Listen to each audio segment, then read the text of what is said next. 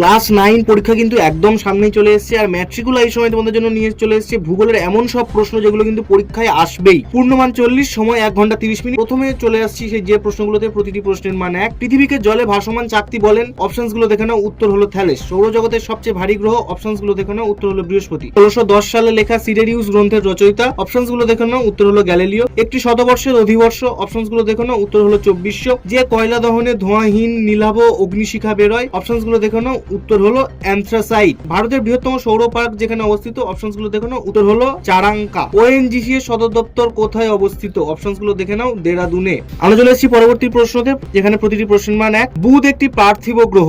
উত্তর হলো অশুদ্ধ। পৃথিবীর নিরক্ষীয় অবধি 12,757 কিমি। উত্তর হলো অশুদ্ধ। 1973 সালে জিপিএস ব্যবস্থা শুরু হয়। উত্তর হলো অশুদ্ধ। পৃথিবীর কক্ষতলের উপর নিরক্ষীয় তল 23 ডিগ্রি কোণে হেলে থাকে। উত্তর হলো অশুদ্ধ। শূন্যস্থান পূরণ করো। শুধু পৃথিবী কেন, সূর্য নিজের অক্ষের ওপর ঘোরে বলেছিলেন। উত্তরটি দেখে নাও। পৃথিবীর সব জায়গায় বিষুব হয় বছরের দিন। উত্তরটি দেখে নাও। সৌরজগতের গ্রহের আবর্তন কাল প্রায় 243 দিন। উত্তরটি দেখে নাও। নরওয়েতে যখন নিশীথ সূর্য দেখা যায় তখন সেখানে। উত্তরটি দেখে নাও। ভারতের প্রথম পারমাণবিক বিদ্যুৎ কেন্দ্র কোথায় গড়ে উঠেছে? উত্তরটি দেখে নাও। কোন নদীর ওপর তেহরি জলবিদ্যুৎ কেন্দ্র গড়ে উঠেছে? উত্তরটি দেখে নাও। ভারতের তৃতীয় বৃহত্তম তৈল শোধনাগার কোন শহরে অবস্থিত? উত্তরটি দেখে নাও। সাদা কয়লা কি? উত্তরটি দেখে নাও। পরবর্তীতে প্রতিটি প্রশ্নের মান 2। পৃথিবীর সদৃশ্য বলতে কি বোঝো? উত্তরটি দেখে নাও। অথবা জিপিএস ব্যবস্থার গুরুত্ব কি? উত্তরটি দেখে নাও। পৃথিবীর অক্ষ ও কক্ষ কাকে বলে? উত্তরটি দেখে নাও। অথবা আলোক বৃত্ত কাকে বলে? উত্তরটি দেখে নাও। উদাহরণ সহ গচ্ছিত সম্পদের সংজ্ঞা দাও। উত্তরটি দেখে নাও। অথবা জলবিদ্যুৎ শক্তিকে সাদা কয়লা বলা হয় কেন? উত্তরটি দেখে নাও। পরবর্তীতে প্রতিটি প্রশ্নের মান 3। কুলিন গ্রহ